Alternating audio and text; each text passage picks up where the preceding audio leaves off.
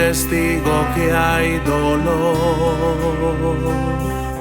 hay angustia y hay temor, y que no existe en la tierra un lugar seguro. Necesitamos más amor, la fragancia del perdón. Todo se podría lograr si a Dios tornamos nuestras vidas hoy. Con todo mi corazón yo clamo hasta el cielo,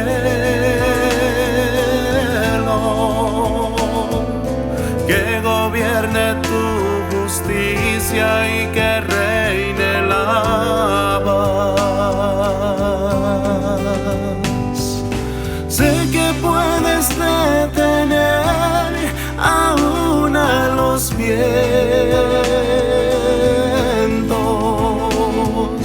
hasta que tus santos puedan tu reino anunciar.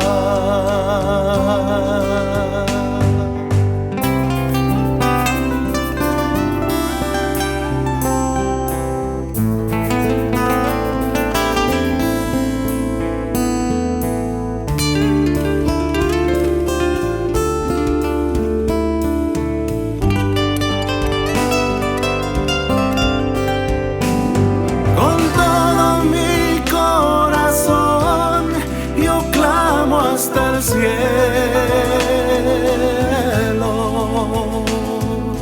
que gobierne tu justicia y que reine la paz. Sé que puedes detener aún a los vientos,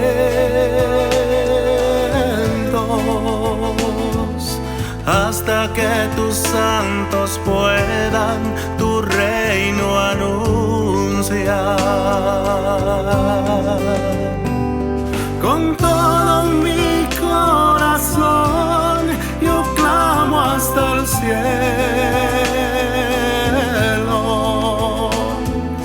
que gobierne tu justicia y que reine la paz.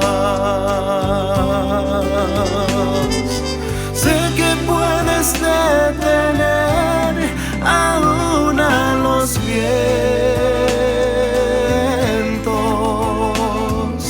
hasta que tus santos puedan tu reino anunciar.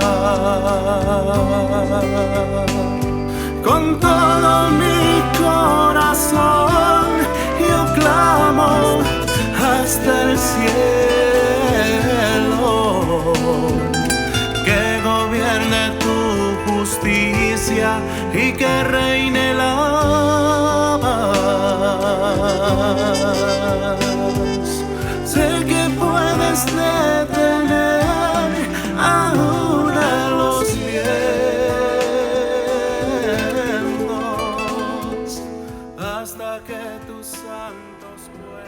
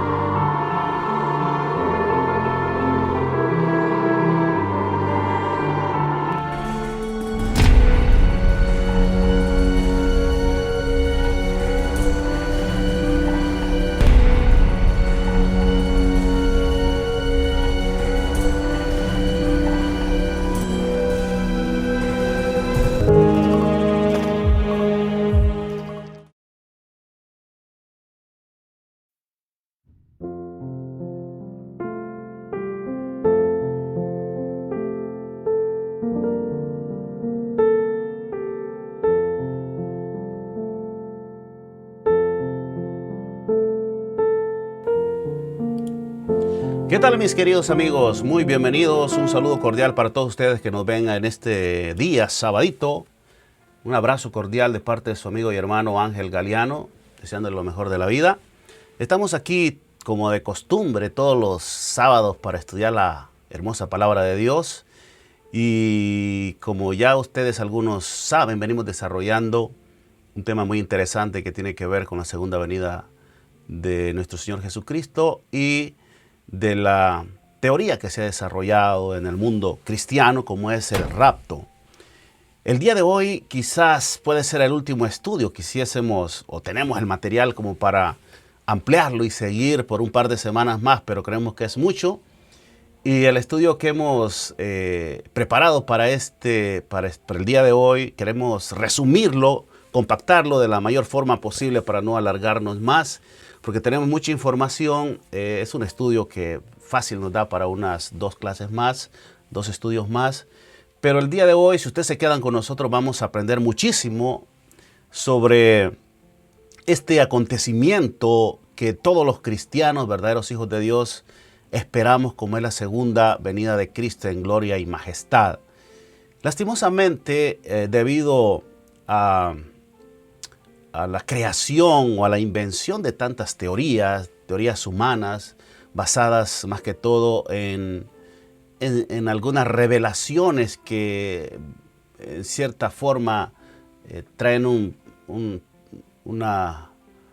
inicio un poco oscuro, pues muchos de los cristianos a veces nos conformamos con lo que nos cuentan, ¿verdad? Y repetimos así como estos animalitos inteligentes que se llaman los cotorros, ¿verdad? Pero que al final los podemos meter en problemas porque de repente no estaríamos creyendo lo que dice la palabra de Dios. Pero el día de hoy, mis queridos hermanos y amigos, yo les invito para que se queden en nuestra sintonía. Vamos a aprender algo muy importante, muy interesante que tiene que ver con la doctrina así llamada del rapto secreto, el arrebatamiento por parte del Señor Jesús en segunda venida. El día de hoy va a ser imposible poder hablar de todos los versículos que hablan de la segunda venida de Cristo, pero por lo menos vamos a estudiar una buena porción de la palabra de Dios, ¿verdad? Vamos a hablar de los 1000 años, vamos a hablar de las supuestas 2 venidas del Señor Jesús. Yo creo, quiero decirles, mis queridos hermanos, y vamos a comprobarlo a través con la palabra de Dios, de que el Señor Jesús viene por segunda vez y que después de que Él se vaya al cielo juntamente con sus redimidos, arrebatados, yo creo en el arrebatamiento, mis queridos amigos, hermanos, mas no creo en el rapto y mucho menos que sea secreto, porque la palabra de Dios no me permite en ningún momento, ningún instante poder hacer ese tipo de conjetura. Pero sí yo creo en un arrebatamiento que será visible, será como el rayo que se ve desde el oriente al occidente, dice la palabra de Dios. Así será la venida del Señor Jesucristo. Pero el día de hoy rápido vamos a iniciar con este estudio. Previo quiero enviar un saludo para todos nuestros amigos que nos ven a través de nuestro canal digital Ángel Mensajero TV y aquí a través de Facebook. Luego vamos a estar posteando estos temas. Usted los puede encontrar, todos estos temas, tanto en nuestra historial aquí en nuestra página, nuestra cuenta de Facebook, como también en nuestra página de YouTube. Ahí me puede encontrar como Ángel Galiano. Mis queridos amigos, yo les pido de por favor, si usted en algún momento pasa por ahí, por nuestro canal, ya sea de Facebook o de YouTube, denos un like. Agréguenos allí, compártalo con sus amigos. Quizás ellos pueden ser bendecidos con estos temas, ¿verdad? Si ustedes tienen personas, que no importa que sean cristianas o no, y quieren saber un poquito más de la palabra de Dios, les pido que por favor compartan con ellos. Quizás pueda ser de bendición, puedan interesarle y así ellos puedan abrir su corazón al Espíritu de Dios para que pueda hacer la obra de restauración en la vida de cada uno de ellos y de nosotros, por decirlo así, ¿verdad? Así que un saludo cordial para todos los hermanos y amigos que ya se están conectando con nosotros. Recuerde, cualquier pregunta que usted tenga, cualquier duda, que usted quiera formularnos, cualquier comentario, lo puede hacer en nuestra caja de chat, ¿verdad? Al final de este programa yo voy a estar viendo las personas que nos han escrito, las personas que nos han saludado, ¿verdad? Para mencionar y agradecer su gentileza. Mis queridos amigos, vamos a iniciar rápidamente porque tenemos mucho que hablar y muy poco tiempo disponible, ¿verdad? Así que vamos a tener una palabra de oración. Les pido que nos acompañen y así usted también pueda participar de nuestro programa escuchándonos y formando sus propias opiniones, ya que es muy importante. Nuestro objetivo es hacer que las personas reflexionen en cuanto a lo que estamos hablando. No pretendemos que usted esté de acuerdo conmigo. Obviamente eso va a ser imposible, pero por lo menos poner ahí en su mente y en su corazón el deseo de investigar más sobre estos temas.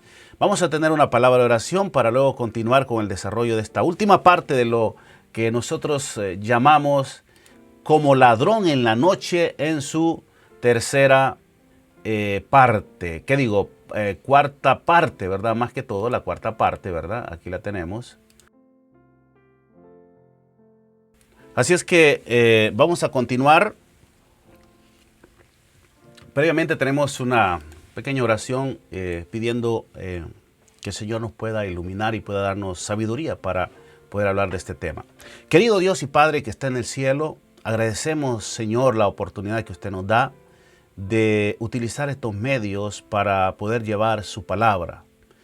Queremos pedirle, Señor, que usted pueda impresionar los corazones y las mentes de las personas que lo vean, sea hoy, mañana, pasado, no sabemos cuándo, Señor.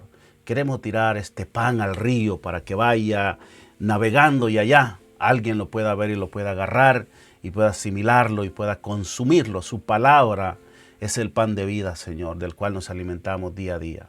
Por favor, denos entendimiento y sabiduría en este tema para poder abordarlo de una forma correcta. En el nombre de Jesús. Amén. Bien, vamos a iniciar rápidamente con este tema tan interesante, como les dije, ¿verdad?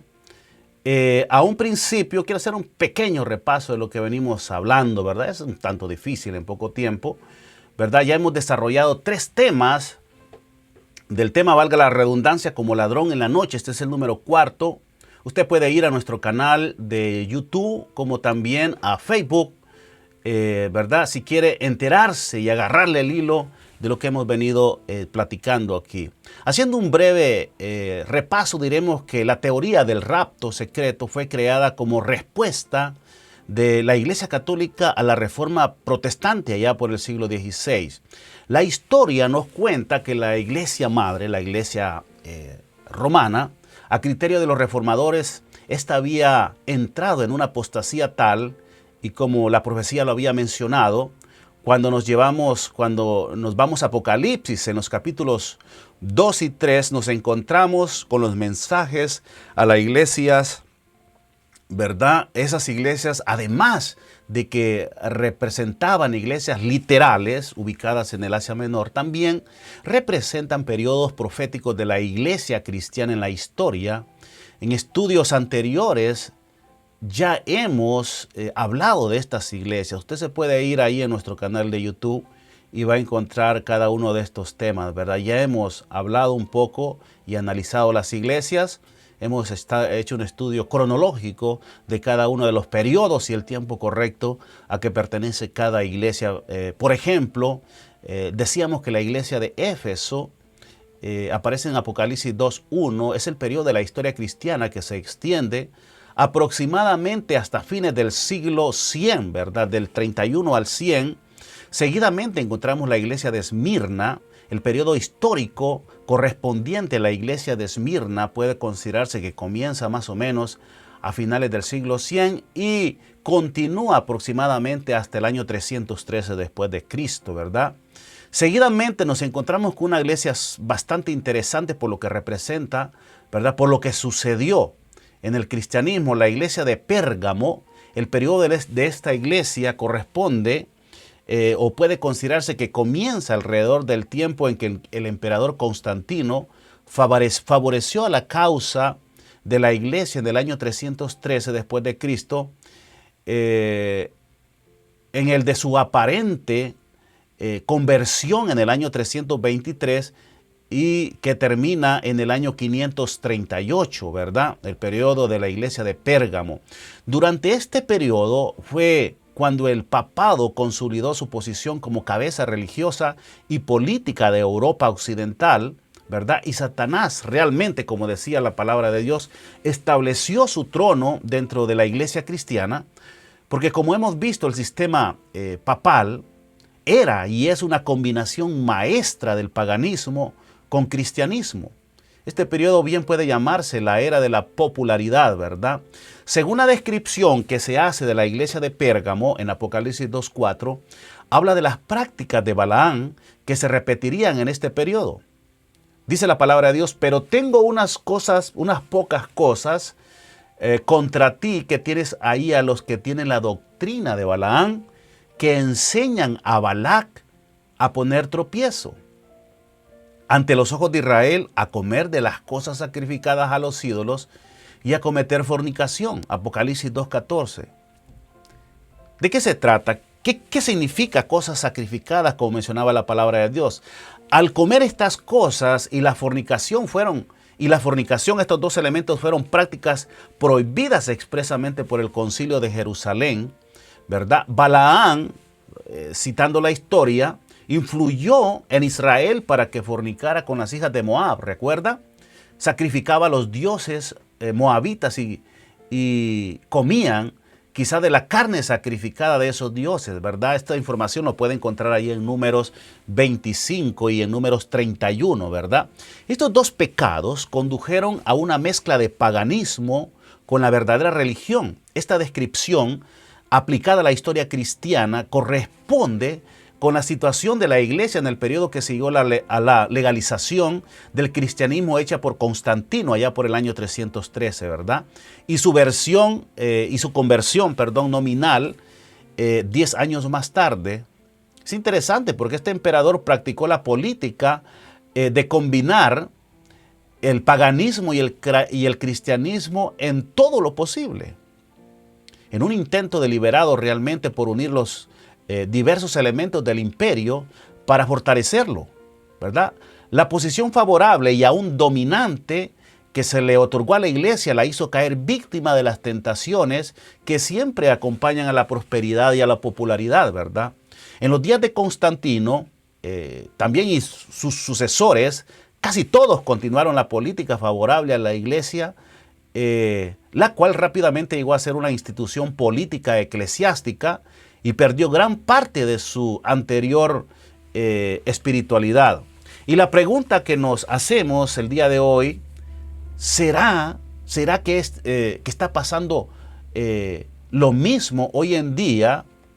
Ya que el cristianismo, el protestantismo evangélico se está uniendo con la política realmente.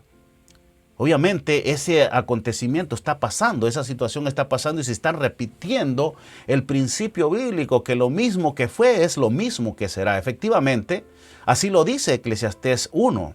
Dice que no hay nada, absolutamente nada nuevo debajo del sol.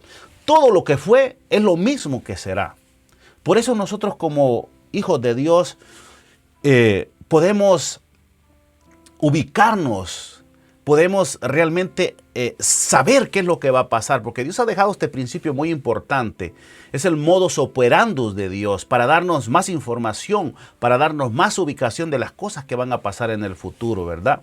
Ya para el año 380, el cristianismo se convirtió en la religión exclusiva del Imperio Romano por un decreto del emperador Teodosio, lo que tuvo trascendentales consecuencias. El decreto realmente unió a las raíces judeocristianas, el continente europeo con la cultura greco-romana hasta el Concilio de Nicea en el año 325, ¿verdad? Las iglesias cristianas en ese entonces eran incendiadas, quienes profesaban la religión cristiana eran perseguidos y su patrimonio confiscado, particularmente bajo el emperador Diocleciano, ¿verdad? Que quería revivir los viejos cultos paganos y que estos se convirtieran en la religión del imperio. Pero su política anticristiana fracasó y fue eliminada por su sucesor, el emperador Constantino, que nació ya en el año 285, murió ya por el 337, ¿verdad? Pérgamo, esta es la iglesia que estamos hablando. Yo les dije que es interesante este periodo. En Pérgamo, la época de Pérgamo, fue cuando inició la época del sistema conocido hoy católico romano, ¿verdad? Como dijimos, esta fue la época donde la iglesia cristiana se mezcló de forma definitiva, aceptando doctrinas paganas. Y es en este entonces donde surge lo que se llama la iglesia apostólica y romana, de allí el nombre romana, porque básicamente fue aquí donde el imperio romano pudo introducir en la iglesia cristiana sus falsas doctrinas, falsas enseñanzas, y no como aducen que se llama Roma porque Pedro eligió como sede apostólica Roma.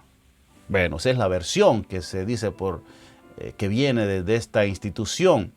Mis queridos hermanos y amigos, quiero decirles, y ustedes lo saben muy bien, que Dios condena la unificación de la iglesia, o sea, la religión y el Estado, la política. La condena fuertemente en su palabra y describe cómo la fornicación apocalíptica, lamentablemente la iglesia, la simbólica mujer que debía ser fiel a Dios, su símbolo marido o esposo, abandonó a Dios al unirse con los poderes temporales, ¿verdad? Buscando cuidado, protección y sostén en el imperio romano del entonces, ¿verdad? De esta manera, según la palabra de Dios, fornicó con los reyes de la tierra, la cual hizo de ella una mujer infiel a Dios, una ramera ante los ojos de Dios, que fue traicionado y engañado miserablemente por su iglesia, por su pueblo. ¿No le parece? ¿No ha escuchado anteriormente? Siempre así fue el pueblo de Dios.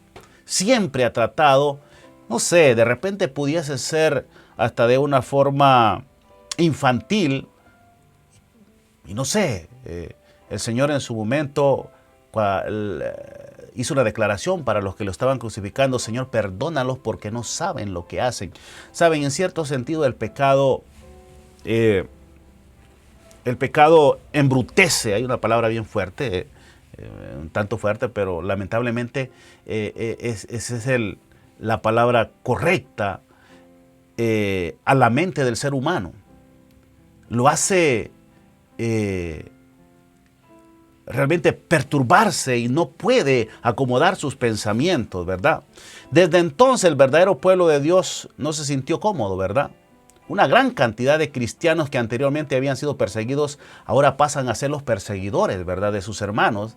Desde este momento, si no antes, muchos cristianos fieles decidieron separarse de este nuevo movimiento católico romano porque veían la tremenda apostasía predicha por el apóstol Pablo cuando dijo en Hechos 20, 29 al 30, y dijo: porque yo sé que después de mi partida entrarán en medio de vosotros lobos rapaces que no perdonarán al rebaño.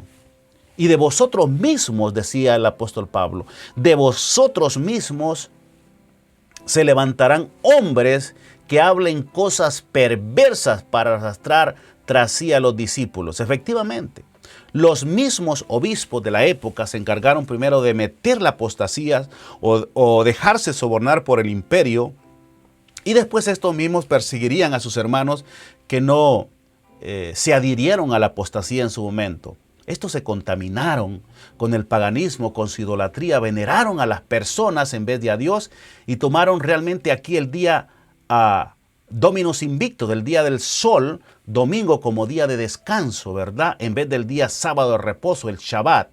Además fue durante el periodo de Pérgamo que las 3 tribus bárbaras arrianas, en oposición al establecimiento del papado, fueron eliminados. La tercera de ellas, los ostrogodos, finalmente fueron eliminados de la faz de la tierra en el año 538, justamente donde terminaba el periodo de esta iglesia de Pérgamo. De esta manera se preparó el establecimiento del papado del Vaticano, ¿verdad? Tremendo, la historia así lo narra. Esto fue lo que la historia nos cuenta acerca de la época de la iglesia de Pérgamo. Yo pudiese seguir hablando acerca de las siguientes iglesias, porque nos faltaban otras iglesias, pero hasta aquí yo quisiera llegar, porque aquí vamos a identificar algo interesante, ¿verdad? La siguiente iglesia que viene es la iglesia de Tiatira. Después de la iglesia de Pérgamo, si ubicas más o menos entre los años 323 al 538, aparece la iglesia de Tiatira. Esto aparece ahí en Apocalipsis 2:18. El mensaje de Tiatira, aplicado a la historia cristiana, corresponde particularmente con lo que experimentó la iglesia durante la Edad Oscura, la Edad Media, la cual se ubica más o menos de los años 538, cuando finaliza el periodo de la iglesia de Pérgamo, al año 1798. Los 1260 años ubicados aquí en este periodo de tiempo. Esa edad oscura resultó ser un tiempo de máxima dificultad para las personas que verdaderamente amaban a Dios, ¿verdad? Y le servían. Y el periodo de la historia de la iglesia que correspondía a Tiatira también puede llamarse la edad de la adversidad. Debido a la persecución, la llamada de la verdad vaciló, o la llama de la verdad básicamente vaciló y casi se apagó. En la época que representa la iglesia de Tiatira, o sea, del año 538 al año 1798, es donde sucedió lo que llamamos, entérese, el surgimiento de la Reforma Protestante con Lutero, con Juan Calvino y algo otros, ¿verdad? Y los demás que surgieron posteriormente.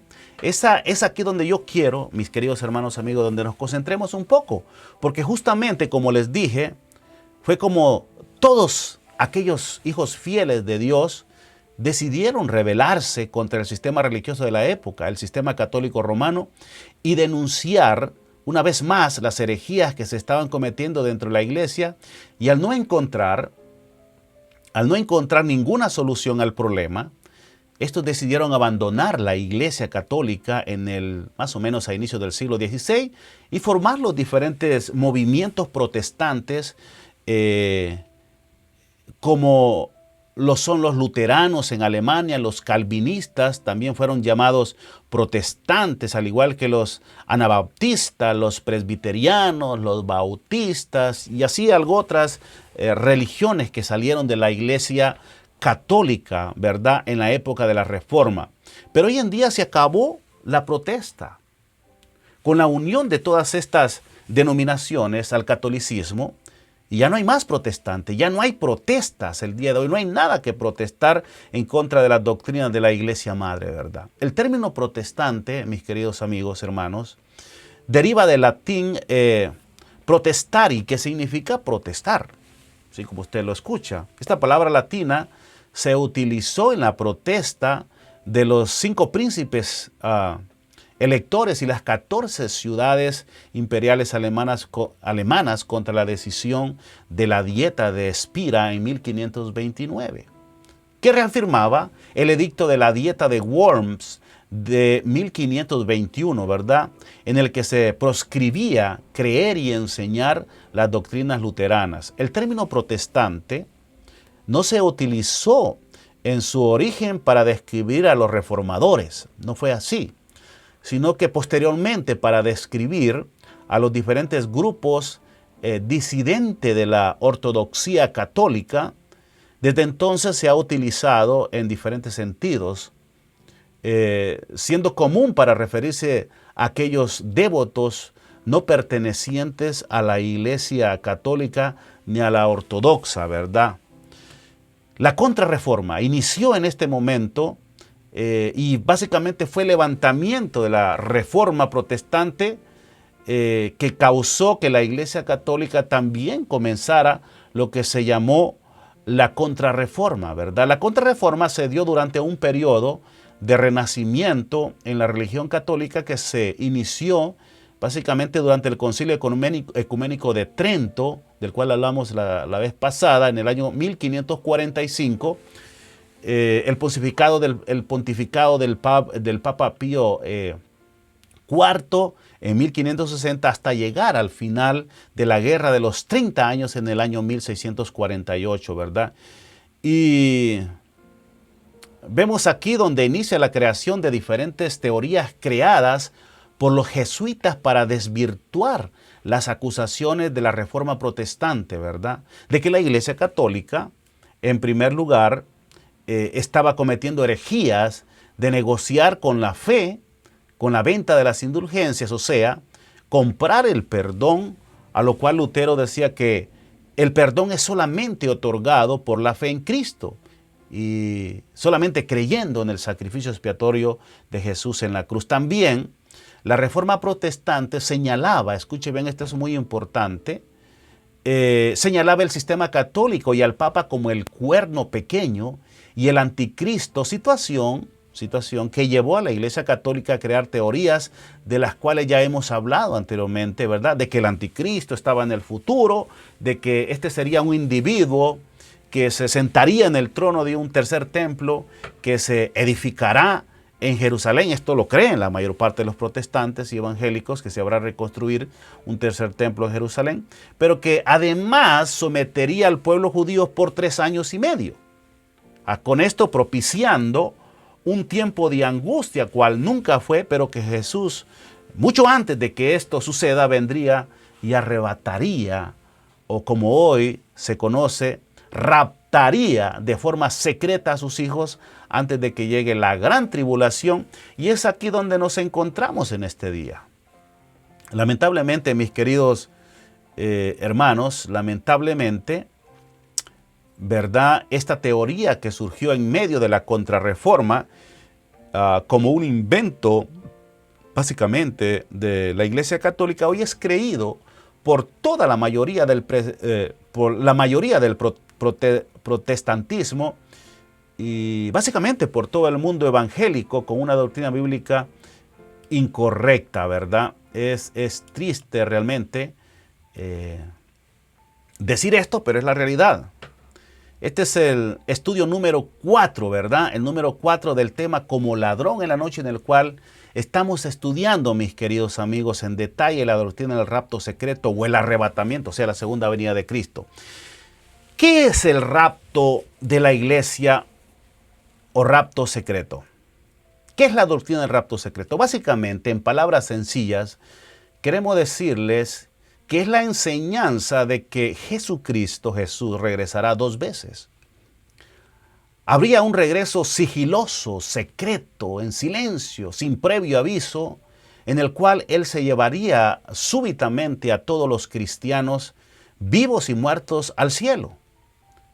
Y 7 años más tarde, o 3 años y medio, dicen algunos, Cristo regresaría abiertamente con poder y gloria para acabar, para desgañotar a los malos, al anticristo y establecer su reino. De allí, después de los 7 años, Cristo establecería un gobierno por 1000 años, ¿verdad?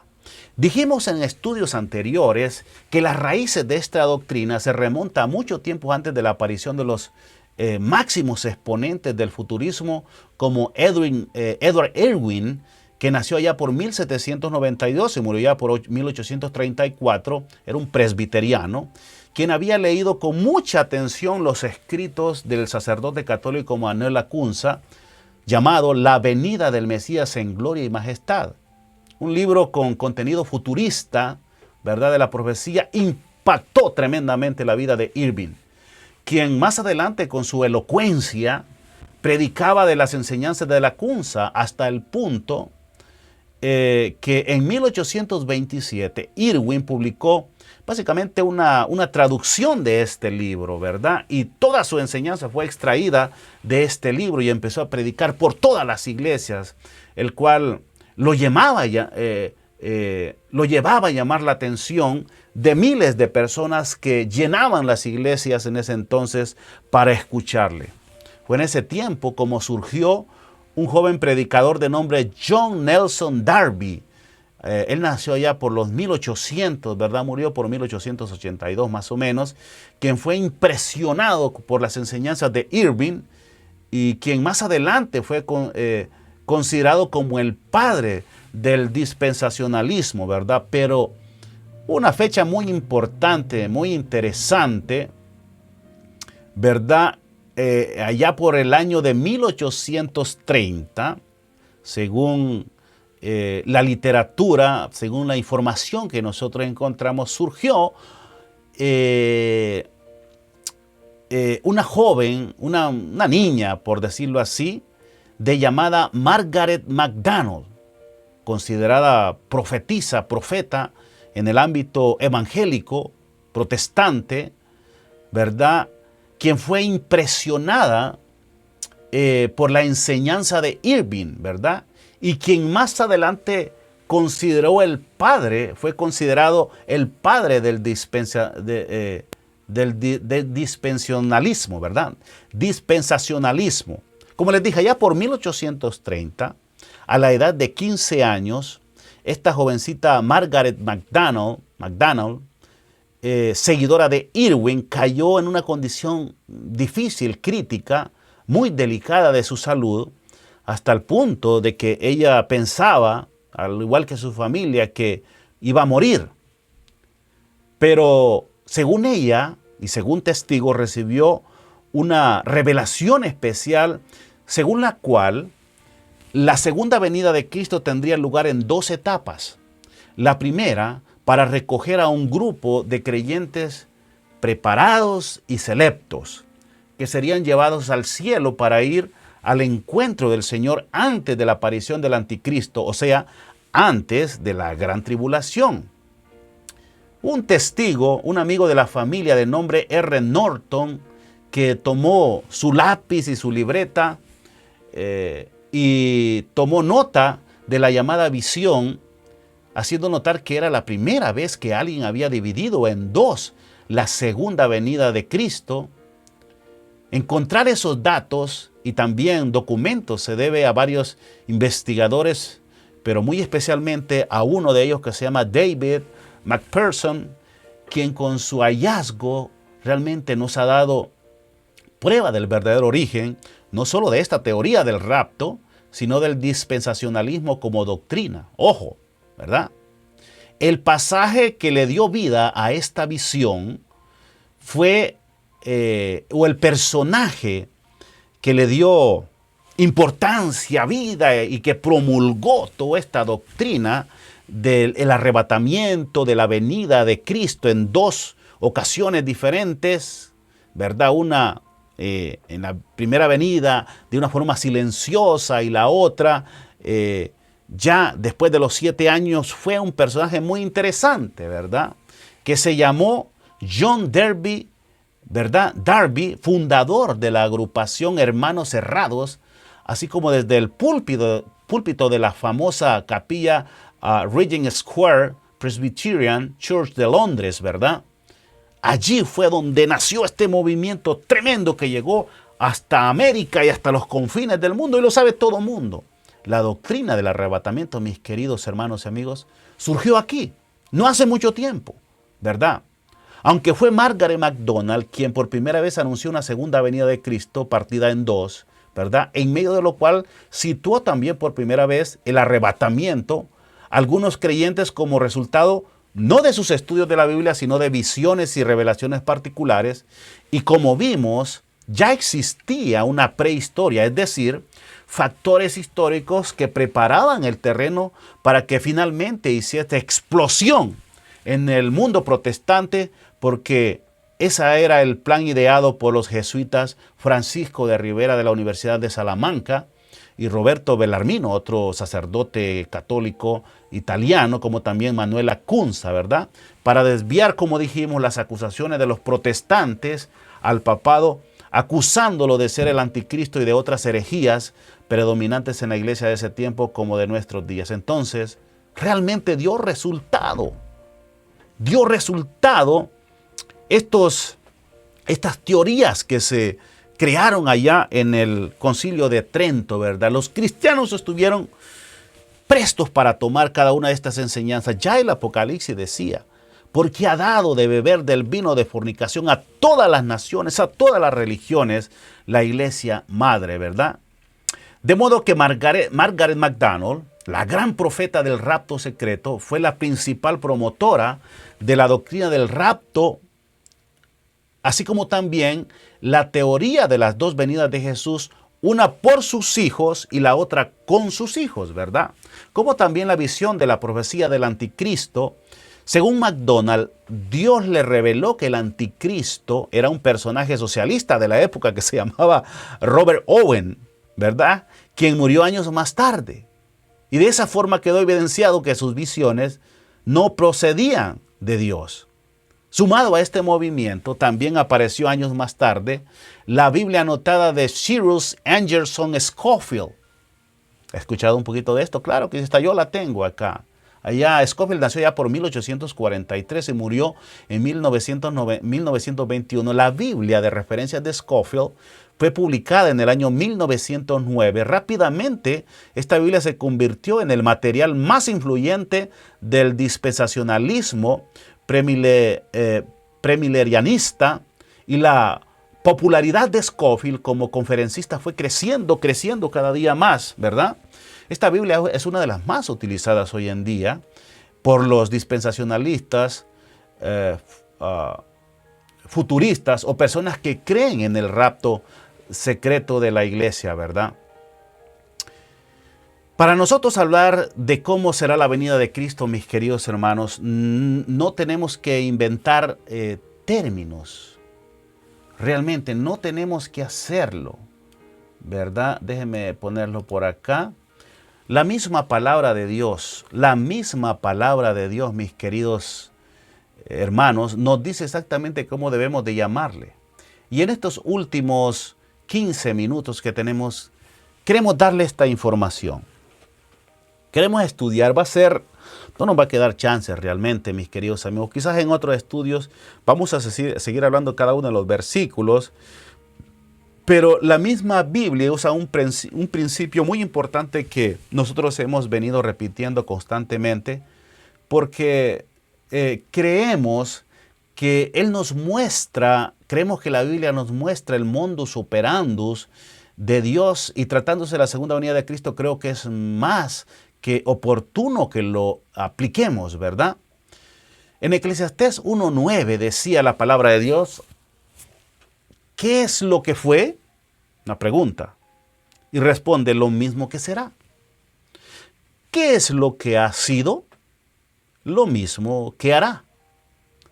Y nada hay nuevo debajo del sol, decía el sabio.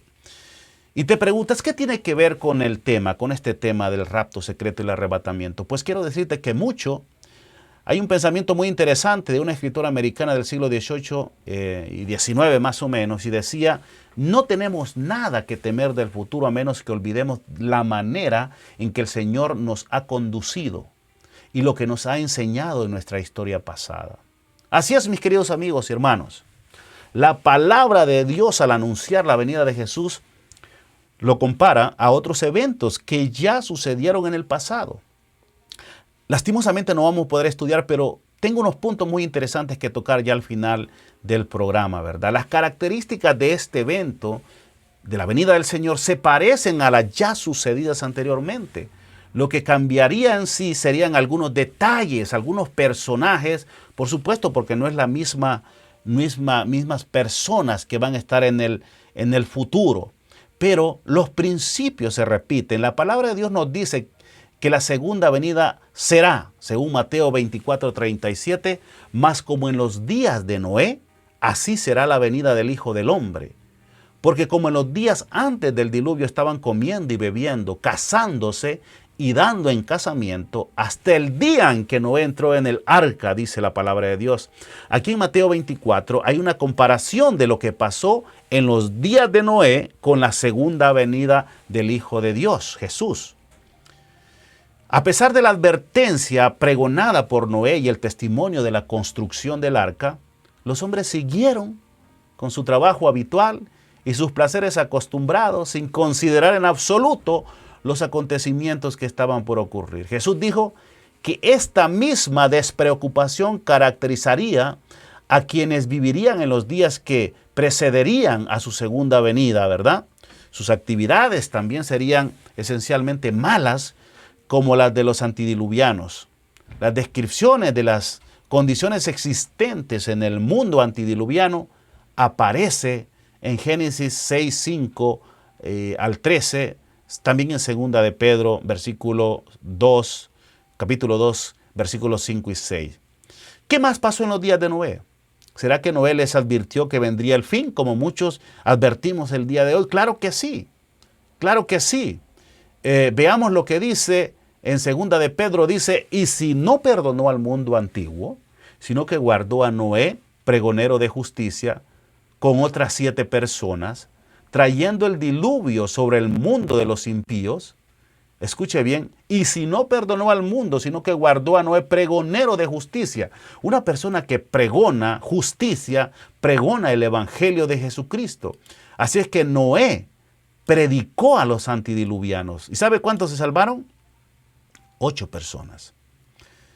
Así es que, como fue en los días de Noé, así será en los días de la venida del Hijo del Hombre.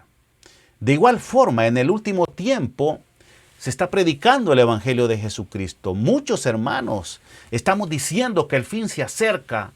Esto y más, lastimosamente, se han malinterpretado el papel de los 144,000 en el último tiempo cuando se dice que estos van a morir. Pero la palabra de Dios nos dice que son los que Dios va a utilizar para llevar el último mensaje de amonestación al mundo entero. Veamos, lo dice. Vamos a ir, tenemos acá este versículo. Vamos a leer Lucas 17, 26, 30. Dice, como fue en los días de Noé, así también será en los días del Hijo del Hombre. Comían, bebían, se casaban y se daban en casamiento hasta el día que entró Noé en el arca y vino el diluvio y los destruyó a todos. Esta es otra versión, ¿verdad? Similar al versículo que habíamos leído anteriormente. Dice, asimismo, como sucedió en los días de Lot, también habla de la experiencia de la segunda venida de Cristo, que será similar a Lot, a la sucedido a Lot. Comían, bebían, compraban, vendían, plantaban, edificaban. Mas el día en que Lot salió de Sodoma, llovió del cielo fuego y azufre y los destruyó a todos. Así será el día en que el Hijo del Hombre se manifieste. Oiga, cuando usted lee la historia de Lot se va a dar cuenta que Lot también les había anunciado la destrucción. Dios había mandado ángeles para sacar a Lot de allí, ¿verdad? Porque venía la destrucción inminente, no era algo secreto. Es cierto que lo sabían los hijos de Dios que iba a ser destruida. Mire qué interesante. Dios en el último tiempo nos ha anunciado que nosotros podemos saber no el día ni la hora, pero sí podemos imaginarnos la época por los acontecimientos que van a suceder. Hoy en día están sucediendo acontecimientos que anuncian la venida del Hijo del Hombre. También hay otra declaración similar en Lucas hablando de la segunda venida de Jesús, que ya con esta sería suficiente para entender muchos puntos de los futuristas. Escuche bien lo que dice, esta cita es bastante amplia, la vamos a leer en el capítulo 27, anote por allí, desde el versículo 20 al versículo 30. Preguntado por los fariseos cuándo había de venir el reino de Dios, le respondió y dijo, el reino de Dios no vendrá con advertencia, ni dirán, helo aquí o helo allí, porque aquí el reino de Dios está entre vosotros, decía Jesús. Y dijo a sus discípulos, tiempo vendrá cuando desearéis ver uno de los días del Hijo del Hombre y no lo veréis. Y os dirán, helo aquí, helo allí, no vayáis ni lo sigáis, porque como el relámpago que al fulgar resplandece desde un extremo del cielo hasta el otro, así también será el Hijo del Hombre en su día. Escuche bien, como el relámpago que al fulgurar resplandece desde un extremo del cielo. ¿Usted ha visto alguna vez un relámpago a oscuras? Por supuesto que no. Y tratándose de la venida de Cristo, es un relámpago que indiscutiblemente va a iluminar no solamente la tierra, va a iluminar el universo entero. Pero primero es necesario que padezca mucho y sea desechado por esta generación, decía el Señor Jesús. Y entonces dice, como fue en los días de Noé, vuelve a repetir aquí, así también será en los días del Hijo del Hombre. Comían, bebían, se casaban y se daban en casamiento hasta el día en que entró Noé en el arca y vino el diluvio y lo destruyó a todos. Como ya les dije, Noé les predicó de la palabra de Dios. Lo ignoraban, incluso muchos de los historiadores bíblicos señalan de que muchas de esas personas que fueron destruidas colaboraron en la construcción del arca de Noé. Y yo estoy más que seguro que Noé tuvo que advertirles, tuvo que hablarle de tuvo que advertirles que la venida de Cristo iba a venir, ¿verdad? Pero se cerró la misericordia. El tiempo de gracia se les acabó, es lo mismo que va a pasar en el último tiempo, mis queridos hermanos. El tiempo de la gracia de Dios se va a cerrar. Indiscutiblemente, Dios va a llegar un momento que no va a poder salvar a nadie más, porque ya se nos ha dado el tiempo necesario para que nos arrepintamos. Dice aquí, asimismo como sucedió en los días de Lot, comían, bebían, compraban, vendían, plantaban y edificaban. Mas el día en que Lot salió de Sodoma, llovió del cielo fuego y azufre, y los destruyó a todos. Usted imagínase. Yo no sé si la palabra de Dios lo dice, pero no veo allí. Pero yo quiero intuir, ver a Lot, sabiendo Lot que Dios iba a destruir a esa ciudad. ¿Usted cree que Dios o Lot no les avisó a las demás personas? Y si les avisó, ¿usted cree que le creyeron? No le creyeron, porque solo apenas salió él y su esposa y sus hijas, algunos de sus familiares. ¿Saben? Así va a pasar en el último tiempo. Muchos van a ser los llamados, pero pocos los escogidos. Así será el día en que el Hijo del Hombre se manifieste. Como podemos ver, tenemos material suficiente para estudiar cómo será la venida del Hijo del Hombre. Ahora, hagámosle la pregunta a Mateo y Lucas. Solo para empezar, obviamente, miraremos todos los pasajes donde es mencionada la venida de Jesús. Bueno, vamos a ver si nos queda chance. Creo que ya va a ser imposible, ¿verdad? Va a ser difícil nosotros evacuar este tema si ya solamente nos quedan 5 minutos, ¿verdad? Nos gustaría estudiar realmente todos estos versículos y lo vamos a hacer en el futuro, pero es importante, mis queridos amigos, que nosotros estudiemos no solamente el texto, sino también el contexto. Si no hallamos información en el contexto, nosotros debemos de irnos a toda la palabra de Dios, ¿verdad? Pero yo quiero leerles algunos versículos donde aparece explícitamente y habla de la venida de Dios. Por ejemplo, Mateo 24:9, entonces se entregarán a tribulación y os matarán y seréis aborrecidos de todas las gentes por causa de mi nombre. Según la teoría de los futuristas, Jesús va a venir antes de la tribulación. Pero Mateo nos está diciendo, entonces os entregarán a tribulación y os matarán y seréis aborrecidos de todas las gentes por causa de mi nombre. Aquí Jesús está dando la respuesta a la pregunta que se le formuló en el versículo 3, cuando se le preguntó, dinos cuáles serán la señal que veremos antes de tu venida. Entonces Jesús contesta que los entregarán a tribulación y os matarán y seremos aborrecidos por causa de su nombre. Creo que la Escritura es muy clara al decir que sí pasaremos por tribulación o persecución. Más adelante yo voy a hacer un estudio, mis queridos hermanos, se los prometo, un estudio formidable, el por qué Dios permite que pasemos esta tribulación. También en Marcos 13:9 dice, pero mirad por vosotros mismos, porque os entregarán a los concilios y en las sinagogas os azotarán y delante de gobernadores y de reyes os llevarán por causa de mi nombre para testimonio de ellos. ¿Qué les parece? Lucas 21:12 dice la palabra de Dios, antes de todas estas cosas os echarán mano y os perseguirán y os entregarán a sinagogas y a las cárceles y seréis llevados ante los reyes y ante gobernadores por causa de mi nombre. Y tú podrás decir, pero si esto ya se cumplió en el pasado con la destrucción de Jerusalén, eso es una cita de allá, efectivamente. Esto también sucedió antes de la destrucción de Jerusalén, pero también pasará poco antes de la segunda venida de Cristo en gloria y majestad, porque la pregunta de los discípulos fue, ¿cuándo serán estas cosas? ¿Qué cosas? La destrucción de Jerusalén. ¿Y qué señal habrá de tu venida y del fin del siglo? Lo interesante es que Jesús, al contestar la pregunta, no empieza a hablar de la destrucción de Jerusalén, que fue la primera pregunta, sino de su segunda venida. Es por eso que los primeros versículos del capítulo 24, del 3 al 14, para ser preciso, está hablando de su segunda venida. Y a partir del verso 15 es cuando empieza a dar respuesta en relación ¿cuándo será la señal de la destrucción de Jerusalén? Más adelante, en este mismo capítulo, el Señor Jesús vuelve a mencionar una condición que prevalecerá antes de su venida y tiene que ver con la predicación del Evangelio y la forma como éste se llevará a cabo. Y Él dice en Mateo 24:14, ya vamos terminando, y será predicado este Evangelio del reino en todo el mundo para testimonio a todas las naciones y entonces vendrá el fin. ¿Sabe lo que está diciendo el Señor Jesús, mis queridos hermanos?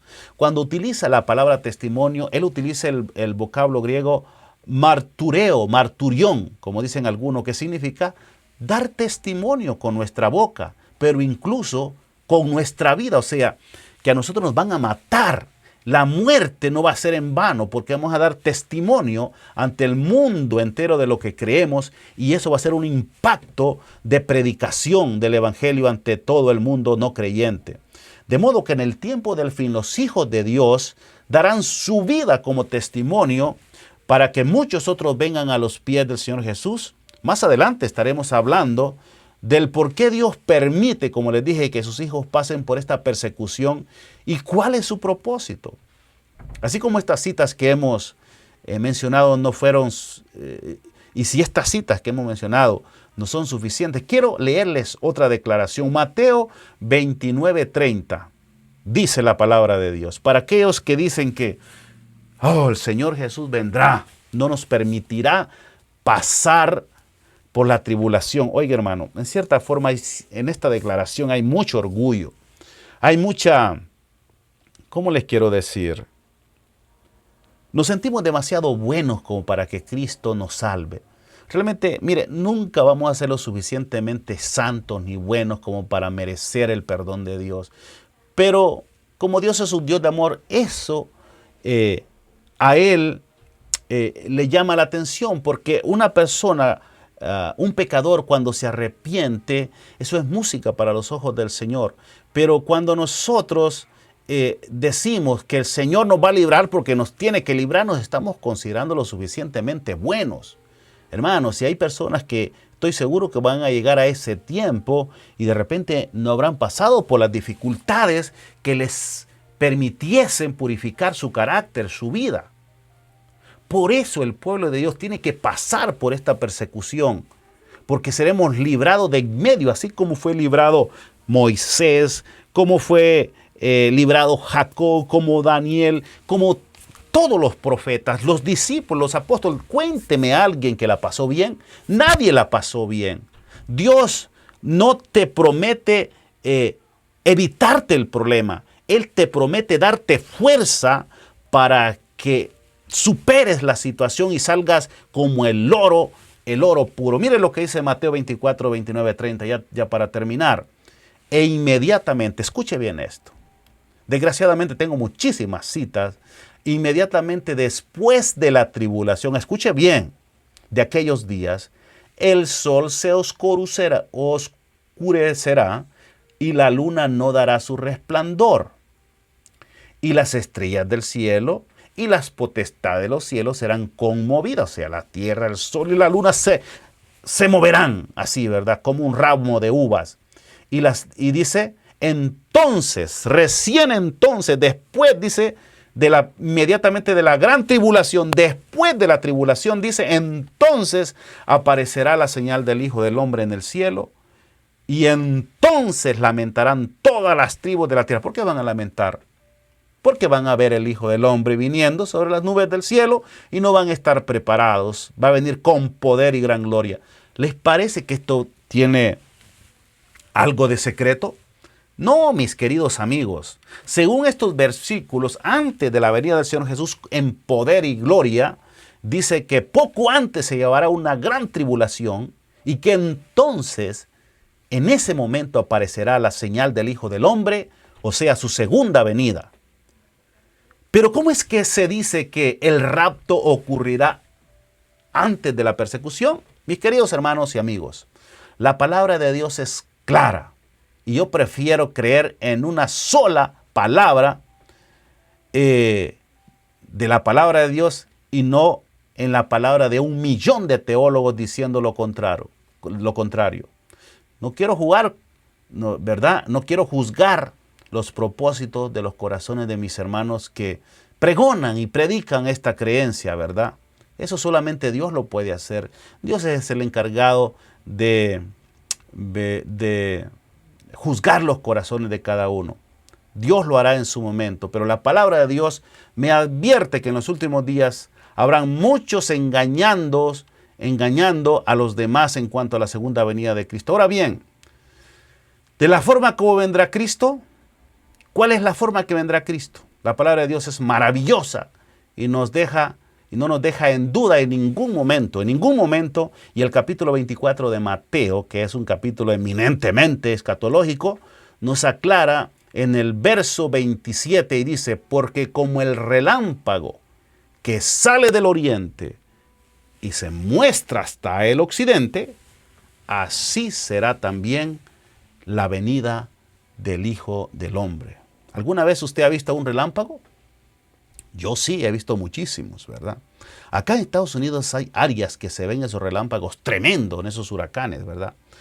Cuando sucede en la noche y hay un relámpago, mis queridos amigos, todo se puede ver. Pareciera que hay luz eléctrica, ¿verdad? Ahora imagínese un rayo de parte del Señor Jesús cruzando del oriente al occidente de la tierra. Oiga, impresionante.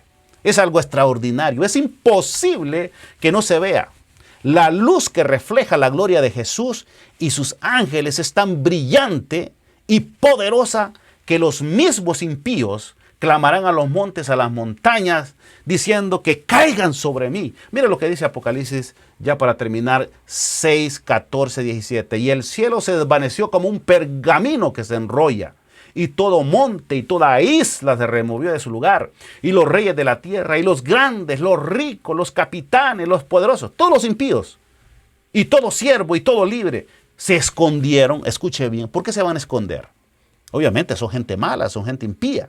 Se escondieron en las cuevas y entre las peñas de los montes, y decían a los montes y a las peñas, caed sobre nosotros y escondenos del rostro de aquel que está sentado sobre el trono y de la ira del Cordero, porque el gran día de su ira ha llegado, y ¿quién podrá sostenerse en pie? Yo aquí me quedo, aquí nomás me quedo. ¿Cómo es que viene en secreto y los impíos están? ¿Cómo es que viene solamente por sus hijos y los impíos están aquí temblando porque la venida de Jesús está allí frente a ellos? Hermanos, por favor, la palabra de Dios es clara. Nosotros no tenemos que inventar nada. Y este estudio, tengo muchísimo. Vamos a hacer otro estudio, pero no quiero seguir más con esto para no aburrirlo. Queremos hacer nuestros estudios variados. Y la próxima semana vamos a venir con este estudio interesante. Así que les pido que continúen con nosotros. Nos esperen todos los sábados acá. De repente algún sábado no aparecemos porque tenemos algún compromiso ahí en alguna de las iglesias con nuestro ministerio. Los sábados al inicio cantamos alguna alabanza acá de nuestro material. Así es que, mis queridos amigos, les agradezco la atención que tienen para con nosotros, para conmigo aquí en este programa. Y les invitamos, mis queridos hermanos y amigos, Cristo viene pronto. Realmente la palabra de Dios nos insiste que Él anhela que cada uno de sus hijos, cada uno de los humanos que vivimos en esta tierra, nos preparemos. Porque el evento que viene, mire, con el coronavirus estamos temblando que no llegue a nuestra ciudad, porque saben, la palabra de Dios nos dice que el acontecimiento que va a venir previo a la venida de Cristo, no digamos la venida de Cristo, va a ser grandioso. Solamente los que están preparados espiritualmente, los que habremos hecho un cambio definitivo en nuestra vida, podemos estar en pie delante del Hijo del Hombre cuando venga. Mi invitación, mi querido amigo y hermano, a todos mis familiares, a las personas que nos ven, que verán este video, es que prepárese. Inicie ya, no sé si hay tiempo, pero Dios quiere tenerlo en el reino de los cielos para cuando Él venga, llevarlo al reino de los cielos. Les agradezco, mis queridos amigos, y quiero que para finalizar tener una oración para pedir al Señor que nos ayude a prepararnos. Necesitamos su Espíritu que obre ampliamente en nuestras vidas, porque simplemente nosotros no podemos por sí solos. Querido Dios y Padre, gracias por su palabra, porque nos advierte de todos los acontecimientos que habrán de suceder en los últimos tiempos. Usted nos ha dicho que vendrán engañadores, personas que tratarán de conflagrarse con el enemigo para engañar a sus hijos. Pero tenemos la palabra más segura, que es su palabra, Señor, que nos advierte y nos prepara de todos estos acontecimientos. Ayúdenos, Señor, ayúdenos, ayuda a nuestros amigos que nos ven a través de la internet para que también ellos tomen la decisión de prepararse. Se lo pedimos en el nombre del Señor Jesús. Amén. Gracias, mis amigos, que la pasen bien, que Dios les bendiga y nos vemos la próxima semana.